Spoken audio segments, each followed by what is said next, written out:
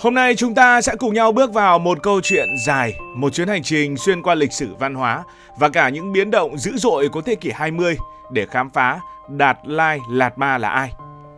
Đây không chỉ là một câu chuyện về một con người mà là về một truyền thống, một niềm tin, một dân tộc đã chiến đấu để giữ gìn bản sắc của mình. Trước hết, chúng ta cần hiểu Đạt Lai Lạt Ma không phải là tên của một người cụ thể mà là một danh hiệu mang ý nghĩa sâu sắc trong Phật giáo Tây Tạng. Từ Đạt Lai trong tiếng Mông Cổ có nghĩa là đại dương, còn Lạt Ma trong tiếng Tây Tạng có nghĩa là đạo sư hoặc là thầy. Ghép lại cái tên này như muốn nói, đây là một vị thầy vĩ đại, sâu thẳm và rộng lớn như biển cả. Nhưng điều đặc biệt hơn là người này mang danh hiệu được xem là hóa thân của Quán Thế Âm Bồ Tát, vị Bồ Tát của lòng từ bi, người luôn lắng nghe tiếng kêu cứu của nhân gian và giang tay cứu giúp. Truyền thống này bắt đầu từ thế kỷ thứ 14 với một nhân vật có tên là Gendun Drup, người sau này được công nhận là Đạt Lai Lạt Ma thứ nhất. Ông sinh vào cuối thế kỷ 14 trong một gia đình chăn nuôi du mục ở miền Trung Tây Tạng. Từ nhỏ ông đã bộc lộ trí tuệ phi thường. Ông gia nhập tu viện, trở thành một học giả lỗi lạc của dòng Gelug, tức trường phái mũ vàng, một trong 4 nhánh lớn của Phật giáo Tây Tạng. Nhưng lúc đó cái tên Đạt Lai Lạt Ma chưa tồn tại. Ông qua đời và người ta tin rằng linh hồn ông đã tái sinh vào một đứa trẻ khác, người được xem là Đức Đạt Lai Lạt Ma thứ hai. Rồi đến đời thứ ba, mọi thứ thay đổi. Sonam Gyatso, một Lạt Ma xuất chúng, đã đưa danh hiệu này lên một tầm cao mới. Năm 1578, ông được mời đến gặp Atan Khan, một vị vua hùng mạnh của người Mông Cổ. Đây là người vốn ngưỡng mộ trí tuệ và đức độ của Đức Đạt Lai Lạt Ma, đã phong cho ông danh hiệu chính thức là Đạt Lai Lạt Ma. Để tỏ lòng kính trọng, danh hiệu này còn được truy phong ngược lại cho hai vị tiền nhiệm. Từ đây, cái tên Đạt Lai Lạt Ma trở thành biểu tượng của sự giao thoa giữa Phật giáo Tây Tạng và quyền lực chính trị. Nhưng phải đến thế kỷ thứ 17, với Đức Đạt Lai Lạt Ma thứ 5 thì truyền thống này mới thực sự định hình. Đây là một trong những Đạt Lai Lạt Ma vĩ đại nhất. Với sự hậu thuẫn của người Mông Cổ, ông không chỉ là lãnh đạo tinh thần mà còn trở thành người cai trị tối cao ở Tây Tạng. Ông đã xây dựng cung điện Potala, biến nó trở thành trung tâm quyền lực và tôn giáo. Từ đây, Đạt Lai Lạt Ma không chỉ là một nhà sư mà có thể được coi là một nhà vua của một nhà nước thần quyền, nơi tôn giáo và chính trị đã hòa quyện chặt chẽ. Nhưng có bao giờ bạn tự hỏi, làm sao người ta tìm ra một Đạt Lai Lạt Ma hay không? Đây không phải là chuyện đơn giản như bầu cử hay chọn người kế nhiệm ở trong hoàng gia. Trong Phật giáo Tây Tạng, người ta tin rằng khi một Đạt Lai Lạt Ma qua đời, linh hồn của ông không biến mất mà tái sinh vào một đứa trẻ mới sinh. Nhiệm vụ của các Lạt Ma cao cấp là tìm ra đứa trẻ ấy. Vậy thì cách tìm ra là như thế nào? Quy trình này nghe như một bộ phim phiêu lưu pha lẫn yếu tố siêu nhiên. Đầu tiên, khi một Đạt Lai Lạt Ma qua đời, thi thể của ông được bảo quản cẩn thận và các nhà tiên tri bắt đầu tìm kiếm dấu hiệu. Đôi khi, Đức Đạt Lai Lạt Ma trước đó để lại lời tiên tri trước khi chết, ví dụ như ta sẽ tái sinh ở hướng Tây hay là ta sẽ tái sinh gần một dòng sông lớn chẳng hạn. Nếu không có manh mối trực tiếp, họ sẽ quan sát thiên nhiên, hình dạng mây, hướng gió hay giấc mơ của các Lạt Ma cao cấp. Một nơi quan trọng trong việc làm việc này đó là hồ Hamolasto, một hồ nước linh thiêng ở Tây Tạng. Người ta tin rằng mặt hồ có thể hiện lên hình ảnh gợi ý về nơi hóa thân mới ra đời. Khi đã có dấu hiệu, một đoàn Lạt Ma bắt đầu hành trình thực tế. Họ đi khắp các làng mạc, tìm những đứa trẻ sinh ra đúng thời điểm vị Đạt Lai Lạt Ma trước đó qua đời, thường trong vòng vài ngày hoặc vài tuần sau đó. Đứa trẻ được chọn phải trải qua những bài kiểm tra kỳ lạ nhưng đầy ý nghĩa. Họ mang đến nhiều đồ vật như là chuỗi tràng hạt, sách kinh, cái chuông, cây gậy, trong đó có những đồ thật từng thuộc về Đạt Lai Lạt Ma trước đó, lẫn đồ giả để đánh lừa. Nếu đứa trẻ chọn đúng đồ thật, đó là dấu hiệu lớn. Ngoài ra họ còn xem xét lời nói, ánh mắt của đứa trẻ như thể linh hồn cũ đang nhìn qua đôi mắt mới. Tất nhiên lời nói ở đây thì chưa thể nói được thành tiếng. Quá trình này không chỉ dựa trên niềm tin mà còn là một sự nghệ thuật tinh tế, kết hợp giữa tôn giáo, trực quan và sự cẩn trọng. Với người Tây Tạng, đây là một nghi thức thiêng liêng, là cách để họ tiếp nối truyền thống hàng trăm năm. Và chính nghi thức này đã dẫn chúng ta đến nhân vật chính, đó là Đức Đạt Lai Lạt Ma thứ 14. Ông có tên là Tenzin Gyatso.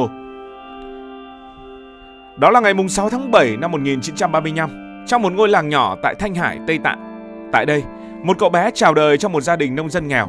Nhà cậu chẳng có gì đặc biệt, một mái nhà tranh lợp cỏ, vài con bò giác và cuộc sống đơn sơ giữa núi đồi.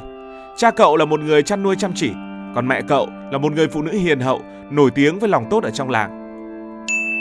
Cậu là đứa con thứ 5 trong gia đình, nhưng không ai ngờ rằng cậu bé này sẽ thay đổi số phận của cả một dân tộc. Chuyện bắt đầu vào năm 1933, khi Đức Đạt Lai Lạt Ma thứ 13 qua đời ở tuổi 57.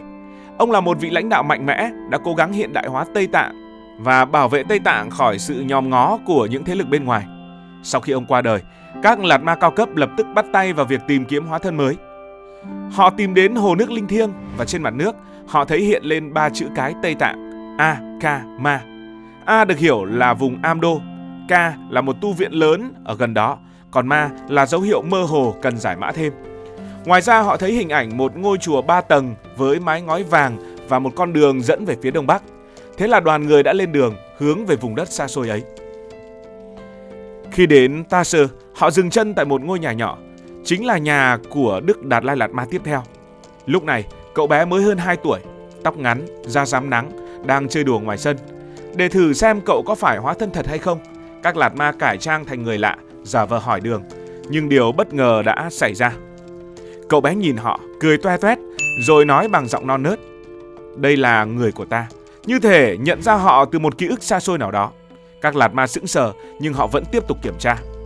Họ mang đến một loạt những đồ vật: chuỗi tràng hạt đen thuộc về Đức Đạt Lai Lạt Ma thứ 13, một cái chuông nhỏ, một cây gậy gỗ và vài món đồ giả để đánh lừa. Cậu bé không chút do dự, cầm ngay chuỗi tràng hạt đen và nói: "Cái này là của ta." Rồi cậu chọn tiếp cái chuông và cây gậy. Tất cả đều là đồ thật. Một đứa trẻ 2 tuổi chưa từng ra khỏi làng làm sao biết được? Với các Lạt Ma, đây là bằng chứng không thể chối cãi. Năm 1937, người chính thức được công nhận là Đạt Lai Lạt Ma thứ 14. Cả gia đình được đưa đến thủ phủ của Tây Tạng trong một cuộc hành trình dài hàng tháng trời qua núi non hiểm trở. Cậu bé được đặt tên mới Tenzin Gyatso và bắt đầu một cuộc đời hoàn toàn khác biệt. Hãy tưởng tượng, bạn là một đứa trẻ 2 tuổi, rời xa vòng tay mẹ, rời xa đồng cỏ thân quen để bước vào cung điện Potala, một công trình đồ sộ với hơn 1.000 phòng, nằm chênh vênh trên đỉnh đồi. Với Tenzin Gyatso, đó là thực tế. Cung điện này không chỉ là nhà, mà là trung tâm quyền lực của Tây Tạng, nơi cậu được nuôi dưỡng để trở thành một lãnh đạo tối cao. Nhưng đừng nghĩ rằng cậu sống như một hoàng tử sung sướng. Cuộc đời cậu từ nhỏ đã bị gò bó bởi trách nhiệm. Mỗi ngày cậu dậy từ sớm, học kinh Phật với những Lạt Ma nghiêm khắc. Họ dạy cậu mọi thứ, từ triết học Phật giáo, logic đến thơ ca, thiên văn học, cả nghệ thuật tranh luận, một kỹ năng quan trọng trong truyền thống. Cậu phải học thuộc lòng hàng trăm trang kinh, hiểu những khái niệm trừu tượng mà ngay cả người lớn cũng thấy khó. Nhưng Tenzin Gyatso không phải là một cậu bé chỉ biết vâng lời. Ông có một tuổi thơ nghịch ngợm theo cách rất riêng. Ông thích tháo đồng hồ, sửa máy móc, thậm chí từng lén lấy xe đạp của người hầu để mày mò. Có lần ông dùng kính viễn vọng, một món đồ hiếm hoi ở Tây Tạng lúc bấy giờ, để nhìn xuống đường phố, tò mò xem người dân sống ra sao. Dù vậy, tuổi thơ của ông đã bị cắt ngắn vào năm 1950, khi mới 15 tuổi. Trung Quốc đã đưa quân vào Tây Tạng, tuyên bố giải phóng vùng đất này khỏi chế độ phong kiến. Trước áp lực từ quân đội Trung Quốc, các Lạt Ma và quan chức Tây Tạng quyết định đẩy nhanh lễ lên ngôi. Tenzin Gyatso chính thức trở thành Đạt Lai Lạt Ma thứ 14, lãnh đạo tối cao của Tây Tạng. Đó là một hành trình rất chóng vánh. Từ năm 50 đến năm 59, ông đã cố gắng duy trì hòa bình. Ông từng đến Bắc Kinh năm 1954, gặp Mao Trạch Đông, hy vọng đàm phán để Tây Tạng giữ được quyền tự trị. Mao Trạch Đông tỏ ra thân thiện, nhưng kế hoạch với Tây Tạng thì đã được vạch sẵn. Không còn lựa chọn, năm 1959, Tenzin Gyatso cải trang thành một người lính thường, khoác áo choàng xám, đội mũ che mặt, cùng vài cận vệ đã rời khỏi Tây Tạng. Hành trình này là một kỳ tích. Họ vượt qua dãy Himalaya trong đêm tối, đối mặt với tuyết lạnh, gió rét và nguy cơ bị phát hiện. Có lúc họ trốn trong hang đá, ăn lương khô, uống nước tan từ tuyết. Sau 2 tuần gian nan, họ đến được biên giới Ấn Độ và cuối cùng đã đặt chân đến Dharamsala, nơi sẽ trở thành ngôi nhà mới của ông. Tại đây, ông thành lập chính phủ Tây Tạng lưu vong, cố gắng bảo vệ văn hóa và bản sắc của người Tây Tạng. Ông xây dựng trường học, tu viện và cộng đồng cho hàng chục nghìn người tị nạn theo ông sang Ấn Độ. Nhưng ông cũng nhận ra rằng, trong thế giới hiện đại, một nhà nước thần quyền không còn phù hợp. Năm 2011, ông đưa ra quyết định lịch sử, từ bỏ vai trò chính trị, trao quyền cho một chính phủ dân cử. Từ đó, ông tập trung vào vai trò tinh thần. Ông đi khắp thế giới, Mỹ, châu Âu, Nhật, Úc, gặp gỡ các nhà lãnh đạo, các nhà khoa học và cả người dân thường. Ông nói về hòa bình, về sự tha thứ, về cách sống hài hòa với thiên nhiên. Năm 1989, ông nhận giải Nobel Hòa bình vì những nỗ lực không mệt mỏi ấy. Đến năm 2025, ông đã 89 tuổi. Ông vẫn sống ở Ấn Độ trong một ngôi nhà nhỏ giản dị, không xa hoa như cung điện Potala ngày xưa. Mỗi ngày ông dậy từ 3 giờ sáng, thiền định, đọc kinh, làm việc.